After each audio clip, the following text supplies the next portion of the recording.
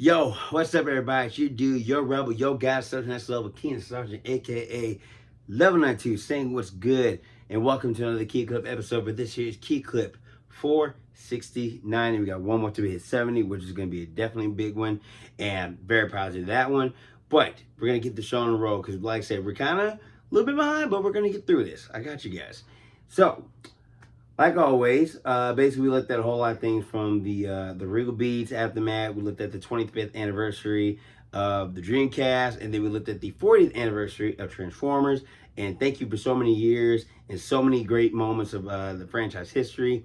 So now, because I watched it, we are going to talk about Transformers 1, the movie. Now, if you have not watched this, spoiler alert, I'll give you a few seconds to not watch this video, and I suggest watch the video first before you get to this one.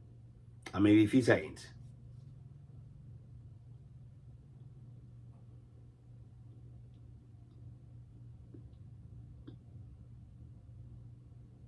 Okay, so for those of you that have watched it, prepare for a review. Now, as far as I know, watching a cartoon throughout my time was definitely a thing. Like I didn't watch G1 until like years later because I was watching the Robots in the Skies and everything else in between, right?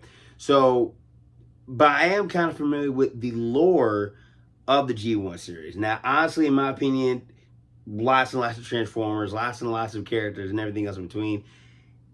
This one had a good start. This is definitely kind of like, okay, we've seen the story before because they even did it in the G1 series.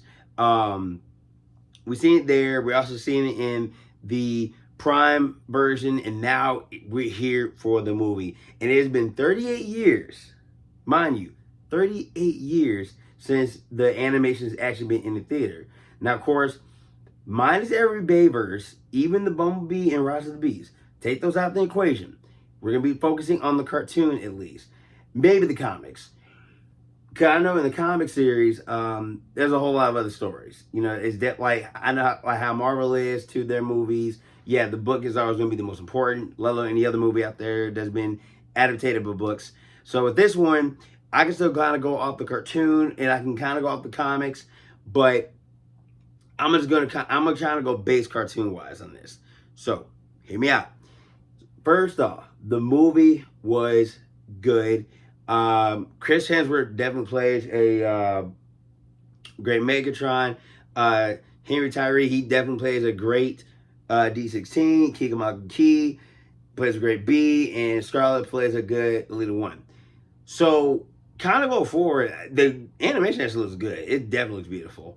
Of course, this is basically the third time by far, or maybe a few, it starts with him being Orion Pax. And before Megatron, it was D16, and then going all the way to Bumblebee, which was B127, and of course, Elita 1 was Elita 1. And this is before the whole RC kind of came into play. They didn't come until like the third season. But what we know now. So it kind of starts off with Orion. In the other series, he's a clerk, kind of gathering icon. And in this one, he's a miner. Him and D16 are miners, and it kind of goes off like, okay, they're kind of back to their roots. So the whole scenario with that is kind of like, okay, they're like best friends, they're brothers. So there's other Transformers on here that are kind of like, oh my God, there's some, noticeable faces and noticeable names. Now the biggest one, this is when we see Sentinel Prime with John Hamm. Now, this is kind of weird too because they made him look just like the movie. I'm like, wow, kind of with the movie where he's more red, he's like the fire truck, and he had like that the ladders are kind of like the wing or like the cape. This one being blue and it had like the shoulders, and then he had like the golden ones. I'm like, okay, wow, that's a nice look to it. But of course, turn better. That was kind of like cause Center Prime. I think he's definitely was like a center up. He's supposed to be like the poser Prime, I guess in this case.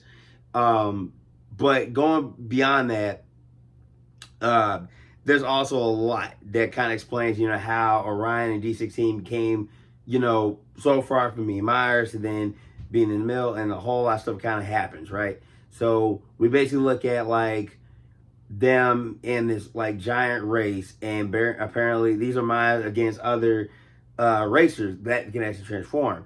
Because you've noticed in the middle, they don't have a cog. And that's kind of like how they get their transformation stuff. Because I was surprised they didn't have like a. I think they did mention like Vector Sigma, but they didn't really show them.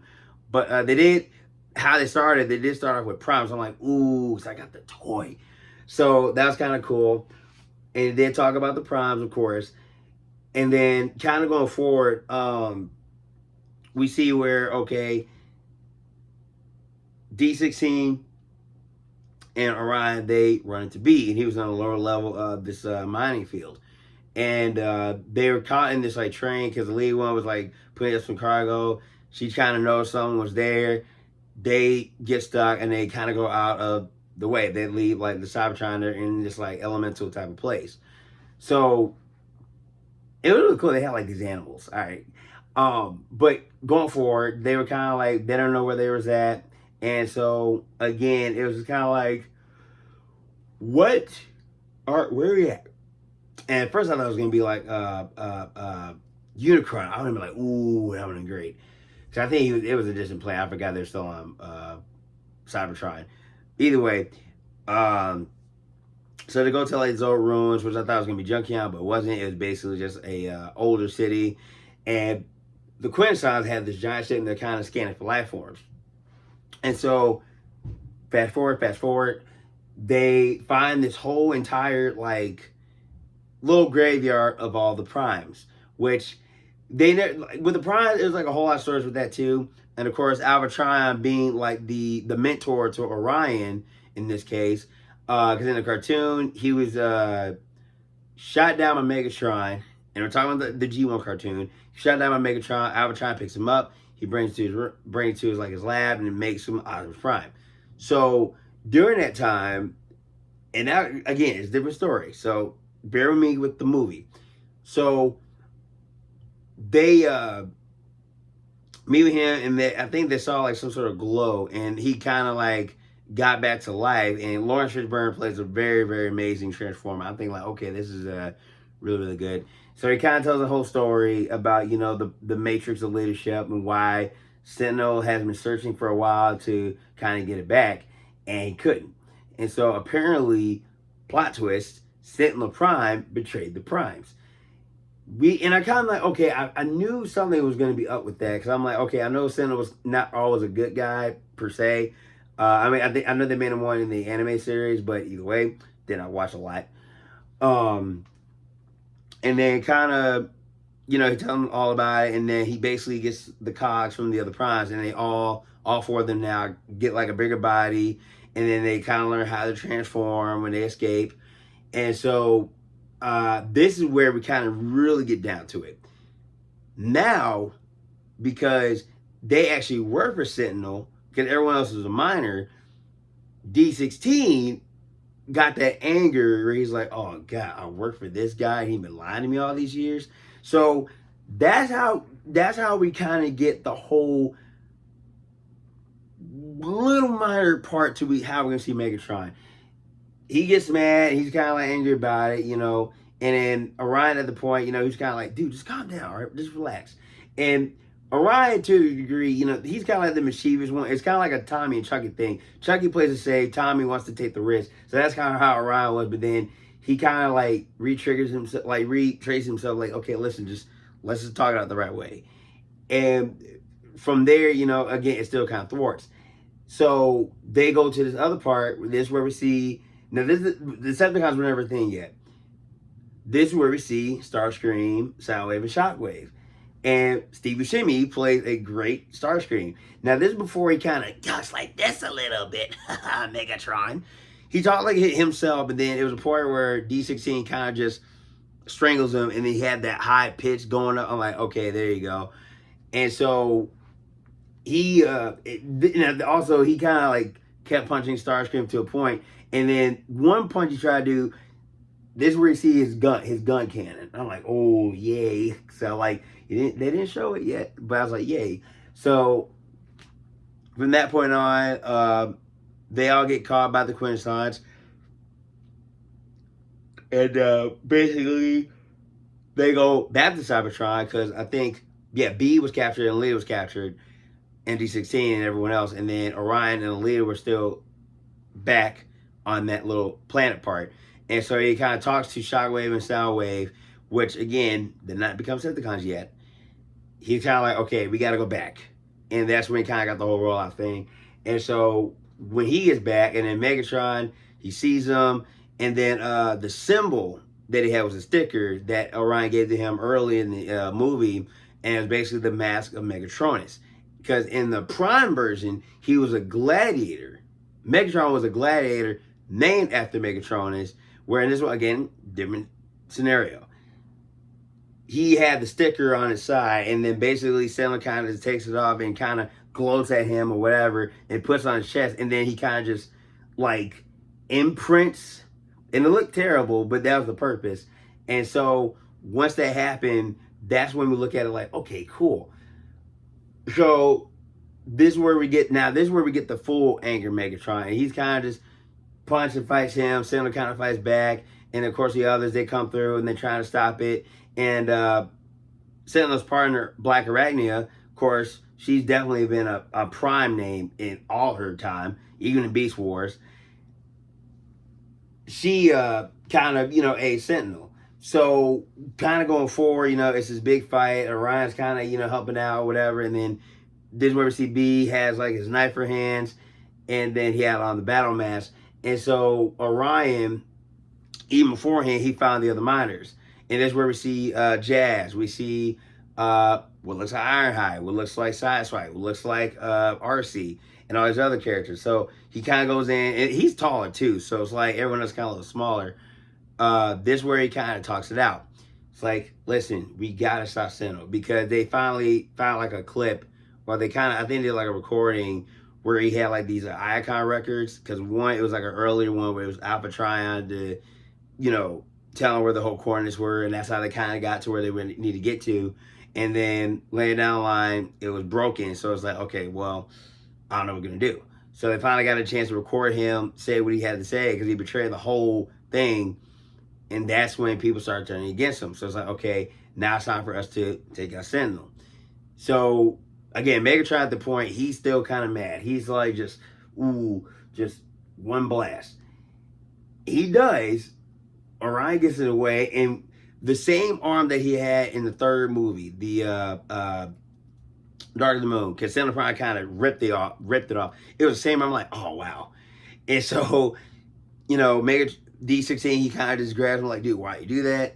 And then it was really cool because like you see his head kind of tilt down, and when he gets back up, it's the full red. I'm like, ooh, that's smooth. He drops him, and then he just rips Sentinel, which is kind of ironic because Optimus in the third movie, he just takes the sword, kind of rips Megatron's head. So it's kind of like where D16, he just ripped him in half. And then he took his cog, and that's when he became bigger. And then Optimus is falling down a deep hole where Primus is. Because again, Primus is basically the whole entity of Cybertron. He's basically like he's kind of like the guy in the Transformers world. And so he goes down there, all 13 primes are coming up. It's like, oh man, he's hurt. So we gotta, get him the Matrix leadership, because that's where it was. Because it had to be held by the right one. And then that's when D16 yells out, I am Megatron. And then Optimus basically arrives, Optimus Prime. I'm like, yay. And it was just like, oh my God, it was so cool. And one part, when they were fighting, it was like a whole dust of smoke. And you see like this glowing thing come at him. And it was his golden axe. I'm like, yay. So that was really cool. The way it is proceeded, it's like, okay, this could be how it starts for the cartoon. Because again, cartoon started in Cybertron, and then millions of years, here we are. So to see something like that, I can actually kind of think, wow, that was actually a good moment, because he kind of exiled Megatron from Cybertron and Icon Records. And that's when he gave his speech, like, we are Cybertronians and da-da-da. And I didn't see the end credit, but I did see it on here. Basically, we see how Megatron made the Decepticons. So I'm like, okay. So kind of going beyond side that, we now know, okay, bam, there it is. So the whole movie, again, I give it a 10 out of 10. I know I said Deadpool was a 9. I give it 10 just because I follow more with that than I did the comics. But I get it. Now here's going to be a question. Could Chris Hemsworth be the next Prime if the voice kind of was passed on? Here's my thing. James Earl Jones, God rest his soul, basically gave his rights to Darth Vader to to Disney and everything else in between. So he kind of gave the rights off, right? So technically, with Peter Cullen, he's still the voice of Optimus. Now, there's been other voice actors, like one notable was Gary Chalk, and one was David Cage in the animated series. You got those guys, it's like, okay, it's a different scenario. It's a different thing. Because Beast Wars, that was still the G1, but it was in between before coming into Modern Time. But I mean, Chris Hemsworth, he did a good job. But like, can I really see him be the next Optimus? Maybe, maybe not. I don't know.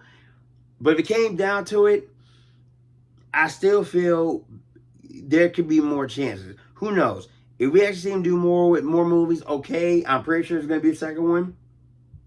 Because it could be in between. But like I said, it's just how you have to really, it's how we have to think about it. Because this is not Bayverse. This is its own cartoon. This is its own thing.